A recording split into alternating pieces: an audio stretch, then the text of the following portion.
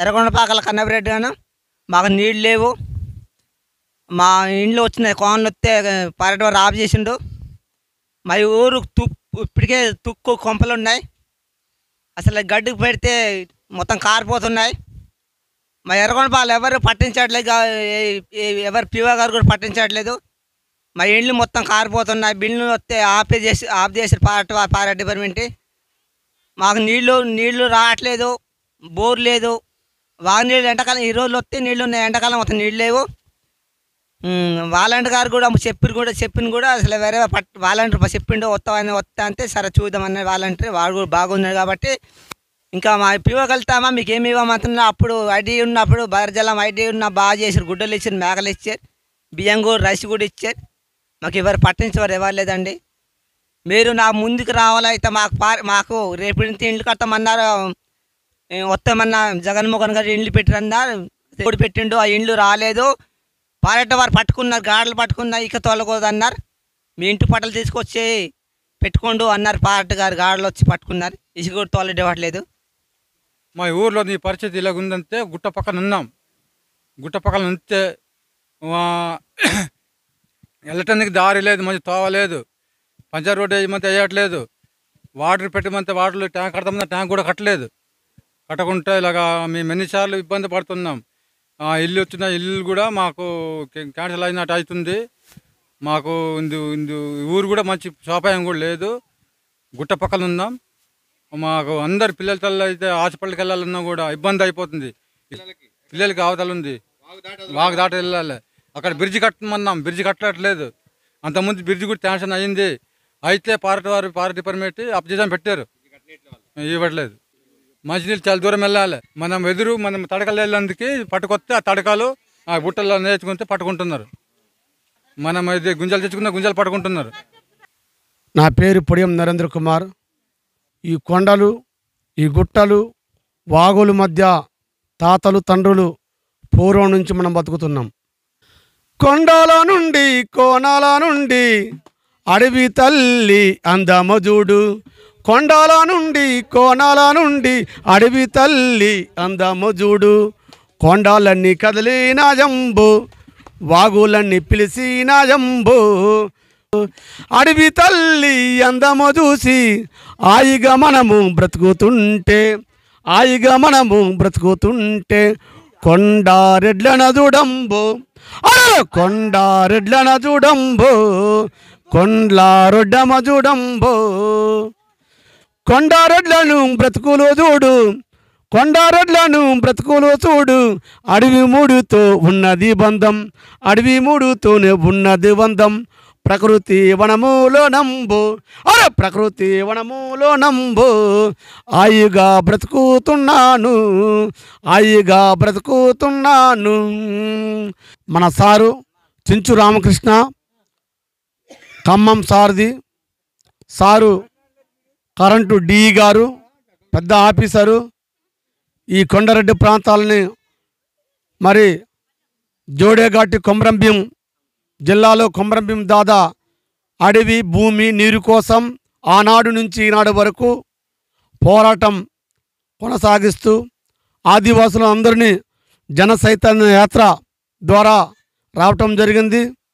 మరి ఆదివాసులకు నిరంతరంగా ఆదివాసీ ప్రాంతాల్లో ఛత్తీస్గఢ్ కావచ్చు, ఒరిస్సా కావచ్చు, మధ్యప్రదేశ్ కావచ్చు, ఆంధ్రప్రదేశ్ కావచ్చు, తెలంగాణ రాష్ట్రం కాదు, అన్ని రాష్ట్రాలలో ఒక సామాజిక వైద్యుగా ఉండి, సామాజిక కార్యకర్తగా ఉండి డాక్టర్ అనీప్ గారు అనేక ప్రాంతాల్లో ఈ కొండలు కోనలు వాగులు మధ్యలో ఆదివాసుల కోసం, కొండరెడ్ల కోసం, అనేక జాతుల కోసం ఆయన జీవితానికి ఆదివాసులకు అంకితం చేస్తూ ఊరున వాడవాడన అనేక ప్రాంతాల్లో ఆయన సేవలు ఆదివాసులకు ముడిపడి ఉన్నాయి.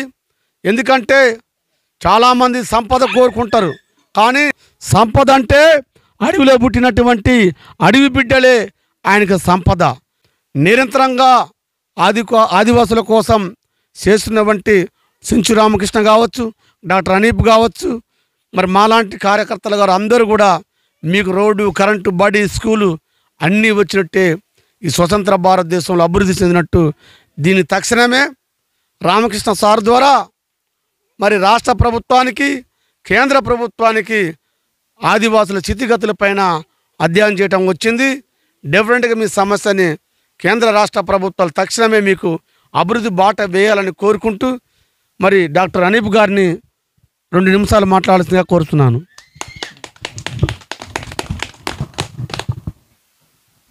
అందరికీ నమస్కారం. ఇప్పుడు ఇక్కడ మన గ్రామంలో ఉన్నటువంటి సమస్యని గతంలో కూడా చాలా సమస్యలు వచ్చినాయి. అట్లనే మన రామరెడ్డి గారు కూడా ఆ సమస్యలు ఎదుర్కొంటున్నాడు. ఇప్పుడు అక్కడ గంపలగూడెం దగ్గర చాలా ప్రాబ్లమ్స్ ఉన్నాయి. అంటే ఉన్నోళ్ళకి చాలా ఇబ్బందులు పెడుతున్నారు. ఇప్పుడు ఎవరైతే అక్కడ ఉంటున్నారో అంటే గవర్నమెంటే ఇచ్చింది భూమి. ఆ ఉమ్మడి ఆంధ్రప్రదేశ్ ఉన్నప్పుడు మనకి భద్రాచలం ఐటీడీఏ ద్వారాగా మీ అందరికి కూడా సామాజిక అటవీ హక్కుల చట్టం కింద 1600 ఎకరాలు అంటే 1600 ఎకరాల్లో మొత్తం కూడా మీ ఎర్రగొండపాకల గ్రామానికి సంబంధించినటువంటి భూమి. అది 1600 ఎకరాలు. అది ఎవరికి సంబంధించింది కాదు, ఎవరికి చెందదు కూడా. ఆ భూమి అనేది మీరే సేద్యం చేసుకోవాలి. అదేవిధంగా అటవీ ఫలాలు ఏమన్నా ఉంటే అవి మీరే తీసుకోవాలి, మీరే చేసుకోవాలి. ఆ భూమి విషయంలో కూడా ఫారెస్ట్ వాళ్ళు తరచూ వాళ్ళకి ఇబ్బందులకు గురి చేస్తున్నారు. ఉమ్మడి ఆంధ్రప్రదేశ్ ఉన్నప్పుడు ఇచ్చినటువంటి భూమి వీళ్ళకి పట్టాలు ఉన్నాయి, అన్నీ ఉన్నాయి. అదేవిధంగా వీళ్ళందరికీ కూడా ఇక్కడ ఉంటే ఇబ్బంది అవుతుంది, వాళ్ళ పిల్లల చదువులకు ఇబ్బంది అవుతుంది, వీళ్ళ డెవలప్మెంట్కి ఇబ్బంది అవుతుంది అనే ఉద్దేశంతో అప్పుడు ఐటీడీ ఏం చేసిందంటే మనకి ఆ రోడ్డు సైడు కొంత ల్యాండ్ అలాట్ చేసింది. ఉమ్మడి ఆంధ్రప్రదేశ్లో ఉన్నప్పుడు భద్రాచలం ఐటీడీ ద్వారాగా అప్పుడు కలెక్టర్ గారు వీళ్ళందరికీ ఇచ్చారు. అదంతా కూడా మన దివంగత ముఖ్యమంత్రి వైఎస్ రాజశేఖర రెడ్డి గారి హయాంలో వీళ్ళందరికీ అక్కడ ల్యాండ్ అలాట్మెంట్ చేయడం జరిగింది. ఆ ల్యాండ్ అనేది వీళ్ళకి ఇప్పటికీ కూడా వీళ్ళు చేసుకోవడానికి వెళ్తే ఏదో ఒక అటవీ శాఖ వాళ్ళు ఎవరో ఒకళ్ళు వస్తారు, మరి వీళ్ళకి ఇబ్బంది గురి చేస్తారు. లేదంటే ఇప్పుడు అతను ఉన్నాడు అనుకోండి, అతనికి ఒక 10,000 ఫైన్ వేస్తే ఆ 10,000 అనేది అసలు ఎలా తీసుకొస్తాడు? 10,000 తీసుకురావటం అంటే ఒక కొండరెడ్డిగా సాధ్యపడిద్దా? ఎదురు నరుక్కుంటారు, కొండకి వెళ్తారు, బుట్టలు అల్లుకుంటారు. అవి మొత్తం కలిపి వాళ్ళు రోజంతా కష్టపడితే 200 రూపాయలు కూడా సంపాదించలేనటువంటి పరిస్థితి వాళ్ళది. అటువంటి వాళ్ళకి మరి 10,000, 15,000, 20,000 ఫైన్ వేసి వాళ్ళకి ఇబ్బంది గురి చేస్తున్నారు. ఒక పక్క పట్టాలు ఉన్నాయి, ఒక పట్ట ఈ రకంగా ఇబ్బంది గురి చేస్తున్నారు. అదేవిధంగా వాస్తవంగా మరి వీళ్ళకి ఇష్టం లేకపోతే ఇక్కడ నుంచి రారు కొంతమంది. ఎవరైతే వీళ్ళకి ఇక్కడే ఉండాలనుకుంటున్నారో తాతల తరాల నుంచి, వీళ్ళ కోసం ఒక చిన్న బ్రిడ్జి, ఈ వాగు మీద ఒక చిన్న బ్రిడ్జి ఏర్పాటు చేస్తే వీళ్ళకి నిరంతరం కూడా సదుపాయం ఉంటుంది, ఎటువంటి ఇబ్బంది ఉండదు. వర్షాకాలం వచ్చినప్పుడు వీళ్ళు చాలా ఇబ్బంది పడాల్సి వస్తుంది. వాస్తవంగా వాగు దాటి అవతలకి వెళ్ళాలంటే మాత్రం ఏ సమస్య కోసమైనా, హాస్పిటల్ కోసం కానివ్వండి, లేకపోతే ఇంకా ఏదైనా వీళ్ళలో ఏదైనా సామాన్లు తెచ్చుకోవడానికి కానీ, లేకపోతే స్టోర్కి వెళ్ళాలన్నా, పిల్లలు బడికి వెళ్ళాలన్నప్పుడు కూడా మరి ఇక్కడ ఉన్నటువంటి వాగు వల్ల చాలా ఇబ్బంది అవుతుంది. కాబట్టి మనం ఏమంటున్నామంటే మరి మీ ద్వారాగా మరి కేంద్ర ప్రభుత్వానికి ఒక నివేదిక అందించండి. మీరు ఇన్ని గ్రామాలు తిరిగారు, ఇన్ని ప్రాంతాలు చూశారు. ముఖ్యంగా ఈ ఎర్రగొండపాకల అనే గ్రామం, ఇది చదలవాడ గ్రామ పంచాయతీ, చింతూరు మండలంలో ఉన్నటువంటి గ్రామం. మరి ఇక్కడ ఉన్నటువంటి ఆదివాసీ కొండరెడ్డి కుటుంబాలకు తక్షణమే ఈ వాగు మీద బ్రిడ్జి అనేది ఒకటి అవసరం ఉంది.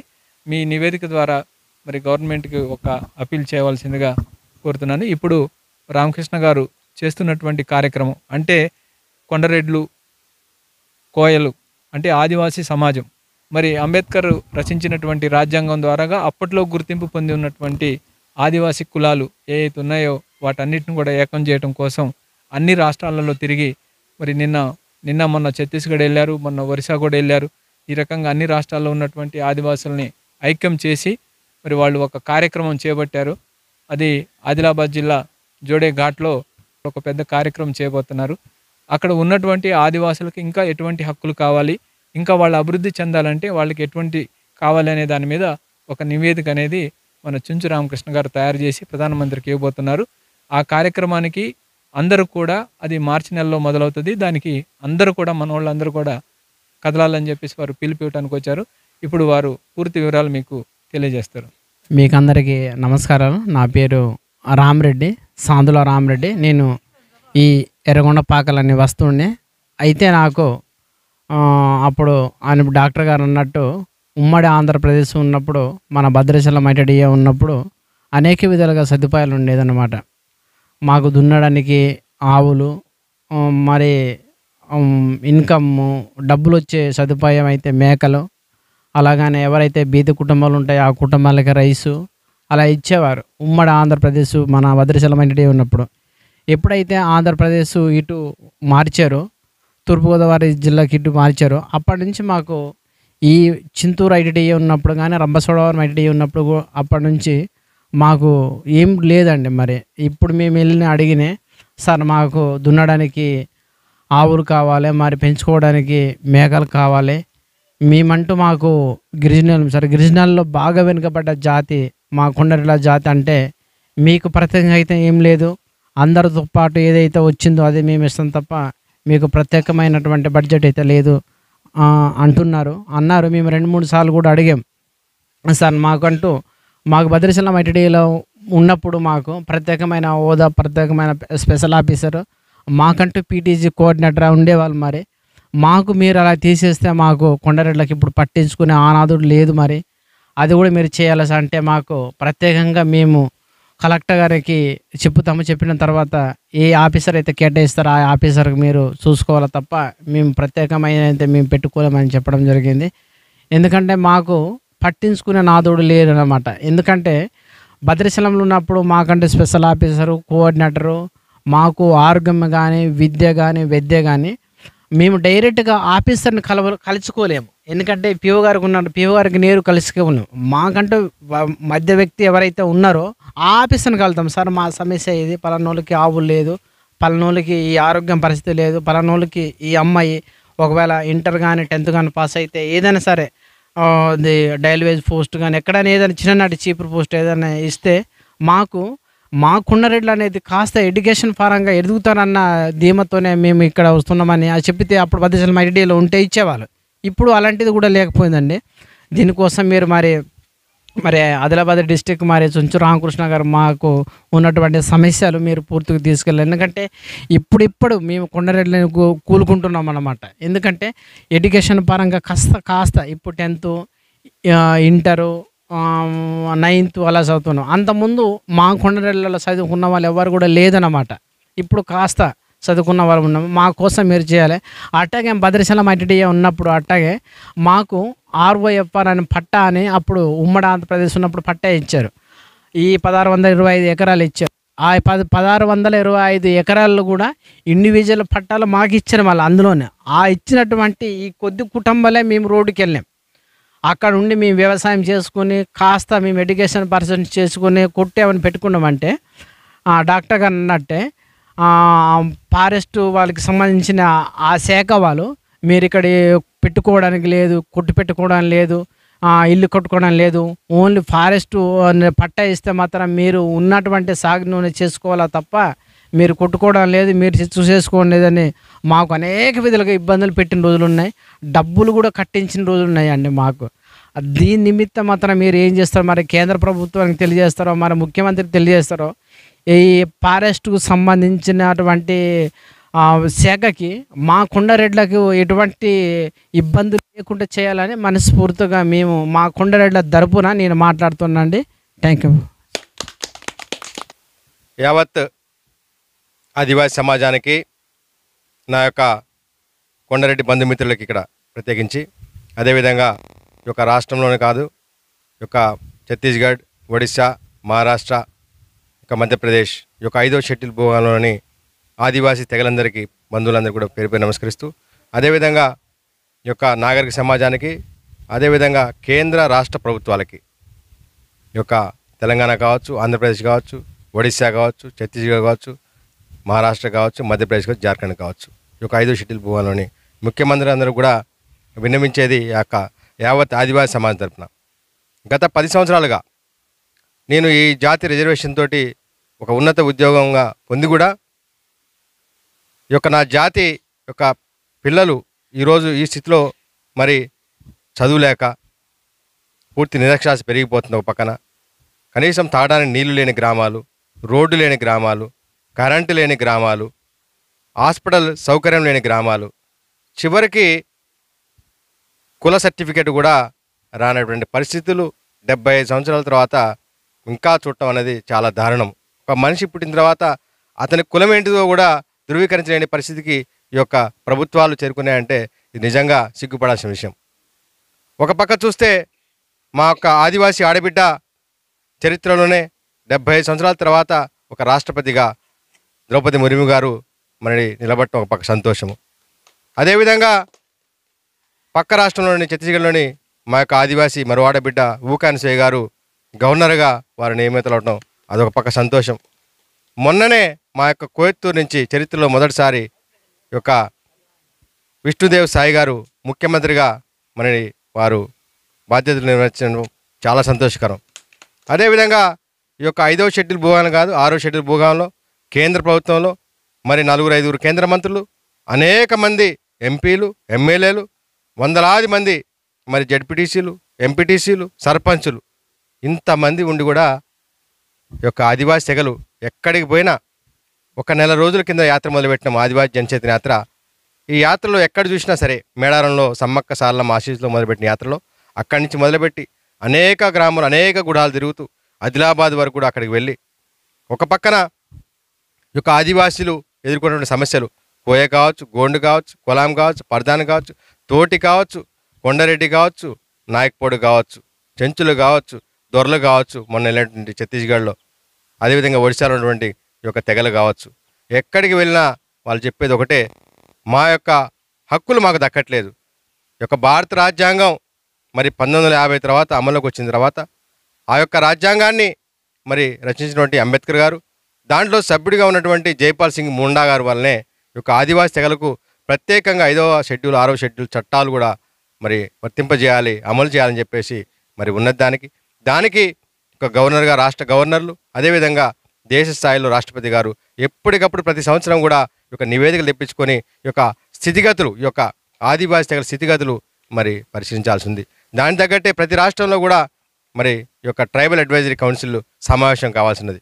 చాలా చోట్ల చాలా రాష్ట్రాల్లో కొన్ని సంవత్సరాల నుంచి కూడా ట్రైబల్ అడ్వైజరీ కౌన్సిల్ కానీ ఈ యొక్క గవర్నర్ నివేదిక కానీ లేకుండా కేవలం రాజకీయ నాయకులు ఈ యొక్క రాజకీయ అధికారం కోసం ఎవరైతే ముఖ్యమంత్రిగా ఉన్నారో వాళ్ళు ఉండటం వల్ల ఈ యొక్క ఆదివాసీల యొక్క పరిస్థితి రోజు రోజుకి మరి అగమ్యగోచరం మారి ఈరోజు ఆదివాసీ తెగల అస్తిత్వంగా ప్రశ్నార్థకంగా మారేటువంటి పరిస్థితులు వచ్చినాయి. కాబట్టి నాలాంటి ఉద్యోగస్తులు అనేక మంది రిటైర్డ్ అయిన ఉద్యోగస్తులు కావచ్చు, ఉన్నత స్థాయి ఉద్యోగస్తులు కావచ్చు, చిన్న ఉద్యోగులు కావచ్చు, ఉద్యోగం లేనటువంటి జాతి కోసం పనిచేసేటువంటి ఇటువంటి తుడిని దెబ్బ మరి కార్యకర్తలు కావచ్చు, ఇటువంటి సామాజిక హనీఫ్ గారు లాంటి సామాజిక కార్యకర్తలు కావచ్చు, అనేక మంది మేము ఇంకా పోరాడుతూనే ఉన్నాం. 75 సంవత్సరాల నుంచి కూడా పోరాడుతూనే ఉన్నాం. అనేక మంది పోరాట యోధులు పోరాడి సంఘాలతో పోరాడి వారు మరణించిపోయినా సరే ఇంకా హక్కులు రాకపోవడం అనేది చాలా బాధాకరం. ఇక్కడే చూసుకుంటే 1600 ఎకరాలు రాజశేఖర రెడ్డి గారి హయాంలో 6వ చట్టం ప్రకారం వీళ్ళకిస్తే ఇక్కడ నివసించే కుటుంబాలకి దాదాపు 50 కుటుంబాలు కూడా ఉండవు. వీళ్ళకి హక్కు ఇస్తే ఆ హక్కుని గుర్తించకుండా ఈనాటి ప్రభుత్వంలో ఉన్నటువంటి పాలకులు కావచ్చు, లేకుంటే పాలకులు తెలవకుండానే ఈ యొక్క అటవీ శాఖ అధికారులు కావచ్చు, వీళ్ళని అక్కడి నుంచి గెంటి వేసి ఆ యొక్క భూములన్నీ కూడా మీకు ఇవ్వలేదు, మీకు హక్కు లేదు, మీకు పత్రాలు లేవు, మీరు దున్నుకోవడానికి లేదని బెదిరించడం అన్నది, వీళ్ళపైన కేసులు పెట్టడం అన్నది హనీఫ్ గారు చెప్పినట్టు ఒక సామాన్య కొండరెడ్డికి 10,000, 15,000, 20,000 పెనాల్టీ వేస్తే ఆయన ఏ రకంగా మరి సంపాదించి ఆయన కట్టాలో అర్థం కాని పరిస్థితి. ఒక పక్కన వాళ్ళ జీవనాధారం ఈ యొక్క చేతి వృత్తులతోటి వీళ్ళు అనేకమైనటువంటి యొక్క వెదురు దాంతో ఇవన్నీ చూసేటివే కాదు, ఇంకా కళాకృతులు కూడా చాలా ప్రపంచంలోనే కొండరెడ్డి ఈ కళాకారులు చేసినటువంటి కళాకృతులకి ఎంతో పేరున్నది దానికి. అయితే అటువంటి చేయటానికి కూడా వెదురు కూడా తీసుకోనియకుండా వీరిని మరి కేసులు పెట్టడం, ఆఖరికి వాళ్ళు తినే ఆహారం కూడా ఆ వెదురు పిలకలే, వర్షాకాలం చిగురించినటువంటి వెదురు పిలకల్ని క్యాబేజీలాగా తరుక్కొని తరతరాలుగా కొన్ని దశాబ్దాల నుంచి శతాబ్దాల నుంచి కొండరెడ్లు పుట్టినప్పటి నుంచి కూడా అదే ఆహారం వారికి. అదేవిధంగా కొండలలో దొరికించి గడ్డలు, దుంపలు, ఆకుకూరలు, అలములు ఇవన్నీ కూడా సేకరించుకొని తిని ఒకప్పుడు బలంగా ఉండేటువంటి కొండరెడ్లు నేడు ఆ ఆహారం కరువై ఫారెస్ట్ అధికారుల వల్లనే, ఈ యొక్క ప్రభుత్వాల అసమర్థత వల్లే, ఈ యొక్క ఐటీడీఏ వ్యవస్థ నిర్వీర్యం కావటం వల్ల మరి వీరు చెప్పినట్టు, రామిరెడ్డి గారు చెప్పినట్టు ఒకప్పుడు భద్రాచలం ఐటీ ఉన్నప్పుడు పూర్తిగా కొండరెడ్ల పైన వాళ్ళ యొక్క సంక్షేమం పైన గుట్టల పైన ఉంటే గుట్టల నుంచి కింద చెప్పినట్టు అధికారులు ఆ రోజు విద్యాసాగర్ గారు కావచ్చు, మరి అనేక మంది ఐఏఎస్ ఆఫీసర్లు కూడా వీళ్ళ సంక్షేమం, గిరిధర్ గారు కావచ్చు, సంక్షేమం కోసం పనిచేసిన వారు. మరి ఈరోజు చూస్తే వచ్చినటువంటి ఐటీ అధికారులు వాళ్ళకి కొండరెడ్డి గ్రామాలు ఎక్కడున్నాయో తెలియదు, కొండరెడ్లు అంటే ఏంటో తెలియదు వాళ్ళకి, చెంచులు అంటే తెలియదు వాళ్ళకి, కోయ అంటే తెలియదు, భాష వచ్చినోడు తెలియదు, భాష రానోడు తెలియదు, వాళ్ళ సంస్కృతి తెలియదు, ఆచారం తెలియదు. మొన్న వరదలు చూస్తే 2-3 నెలల్లో 2-3 సార్లు వరదలు వస్తే ఆ యొక్క పోచారం శ్రీరామగిరి ఈ యొక్క కూనవరం ఆ పరిసర గోదావరి ప్రాంతాలలో మొత్తం కూడా కొండరేట్లు మొత్తం కూడా కింద నుంచి వాళ్ళు గుట్టలు ఎక్కుండి పైకి పోయారు. వాళ్ళు బిక్కుమంటూ ప్రాణాలు అరచేతులు పట్టుకుని పైకి పోతే నేను స్వయంగా 3 సార్లు మనకు ఆ ప్రాంతంలో పర్యటించిన. అదేవిధంగా ఆదివాసీ ఉద్యమ నాయకుడు గౌరవ ఆదిలాబాద్ పార్లమెంట్ సభ్యులు సోయం బాబురావు గారు కూడా 2 సార్లు వచ్చి పడవలలో మేము వేలాది రూపాయలటువంటి నిత్యావసర సరుకులు కూడా మేము అందజేసినప్పుడు అడిగినప్పుడు ఇక్కడికి ఎవరైనా వచ్చారా అధికారులు అంటే ఏ అధికారం రాలేదు. భద్రాచలం ఐటీ ఉన్నప్పుడు వారు అప్పుడు ఆదుకునేవారు, కానీ చింతూరు ఐటీ వచ్చిన తర్వాత వీళ్ళు పట్టించుకోవట్లేదు. వాళ్ళేమో మాది ఇక్కడ ప్రాంతం కాదు, మా తెలంగాణ వాళ్ళు అంటున్నారు.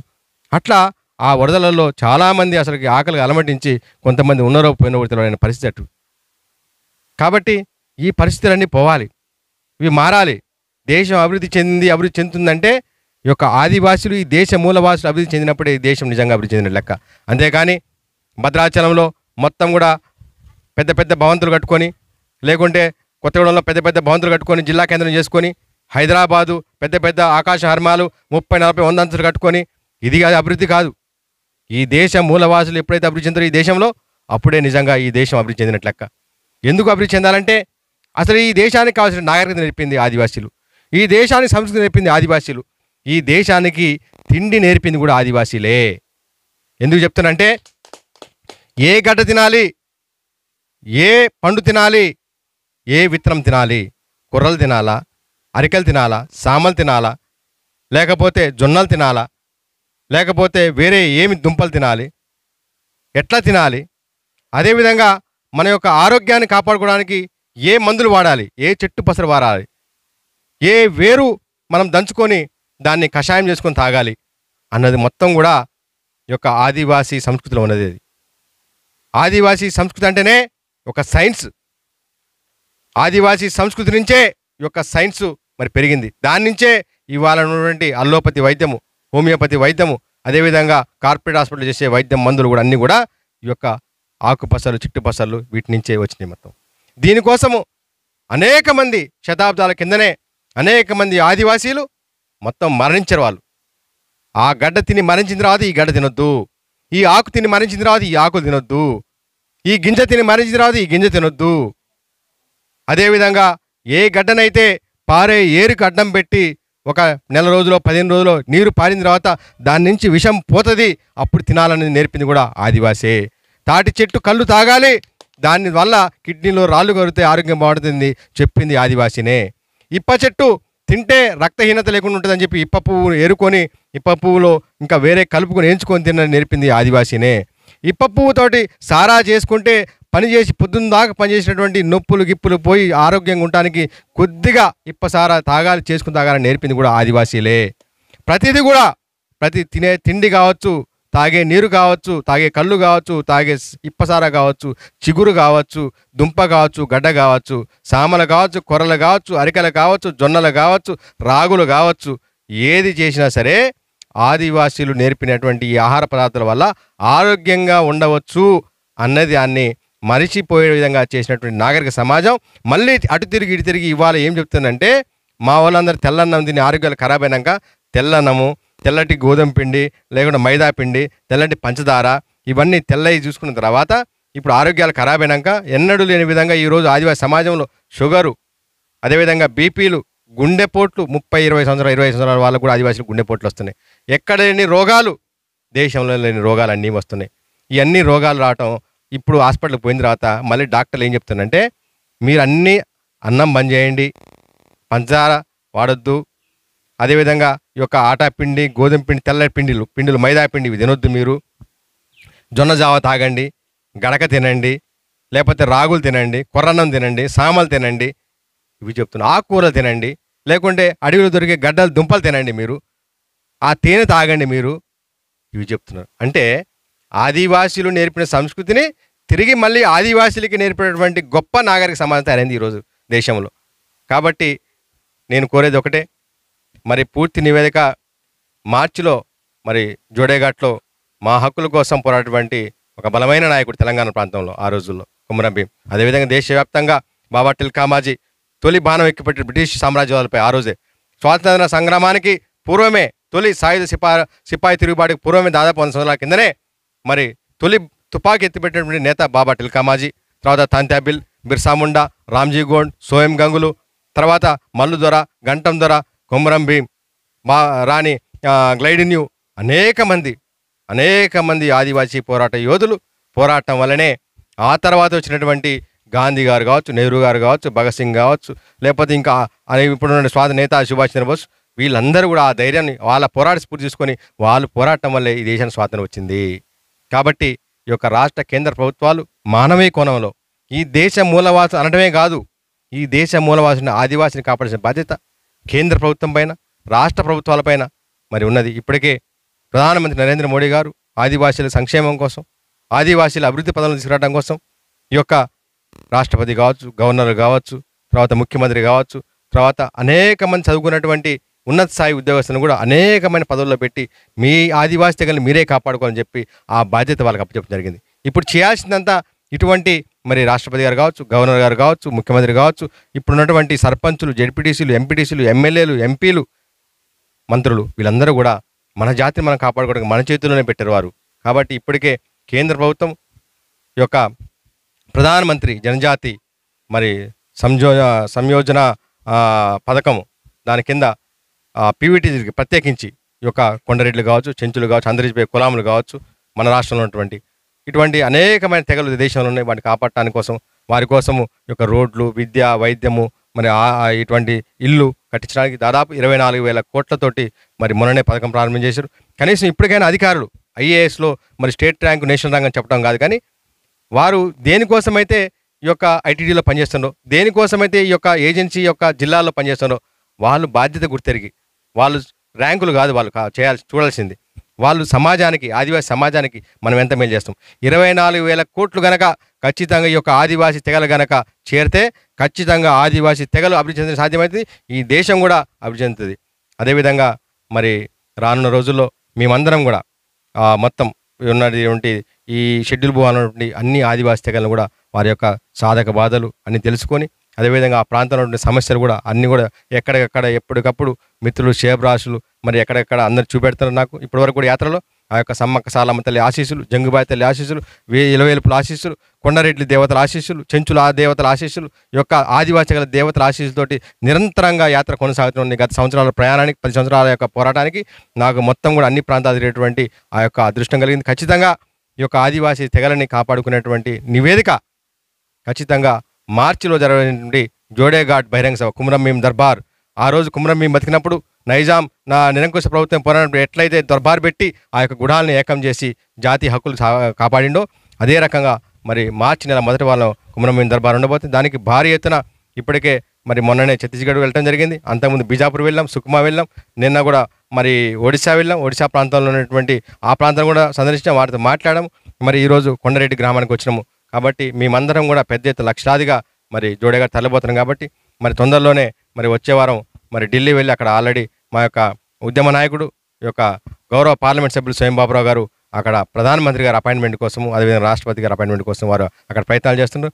మేము తొందరలో 2-3 రోజుల్లో మరి ఈ యొక్క యాత్రని కొద్ది విరామం తీసుకొని ఢిల్లీ వెళ్ళి వారి యొక్క అపాయింట్మెంట్ తీసుకుంటాం. అదేవిధంగా మా యొక్క తెలంగాణ రాష్ట్ర ముఖ్యమంత్రి రేవంత్ రెడ్డి గారిది, అదేవిధంగా ఛత్తీస్గఢ్ ముఖ్యమంత్రి మరి విష్ణుదేవ్ సాయి గారిది, అదేవిధంగా ఆంధ్రప్రదేశ్ ముఖ్యమంత్రి జగన్మోహన్ రెడ్డి గారిది, అదేవిధంగా మహారాష్ట్ర ముఖ్యమంత్రి షిండే గారిది, వీరందరి కూడా ఒరిస్సా ముఖ్యమంత్రి గారు కూడా మరి వారి యొక్క అపాయింట్మెంట్ తీసుకొని ఈ యొక్క ఆదివాసీ సమాజాన్ని, ఆదివాసీ తెగలని, వాళ్ళ యొక్క ఆదివాసీ అభివృద్ధిని, ఆదివాసీ అస్తిత్వాన్ని, ఆదివాసీ సంస్కృతి సాంప్రదాయాన్ని, ఆదివాసీ యొక్క వైద్యాన్ని, ఆదివాసీ ఈ యొక్క నాగరిక సమాజం నేర్పినటువంటి ఆదివాసీని కాపాడే బాధ్యత మీదే. మీరు ఏమి హామీ ఇస్తారని చెప్పేసి మరి పెద్ద ఎత్తున నిర్వహించబోతున్నారు. కాబట్టి మీరందరూ కూడా పెద్ద ఎత్తున తెల్లాలని కోరుకుంటూ మరి రానున్న రోజుల్లో మరి ఈ దేశ మూలవాసిన ఆదివాసీలు అంతరిస్తే ఈ యొక్క దేశమే కాదు ప్రపంచం మొత్తం కూడా అంతరించిపోయే ప్రమాదం ఉందని తెలియజేసుకుంటూ జై ఆదివాసీ, జై జై ఆదివాసీ.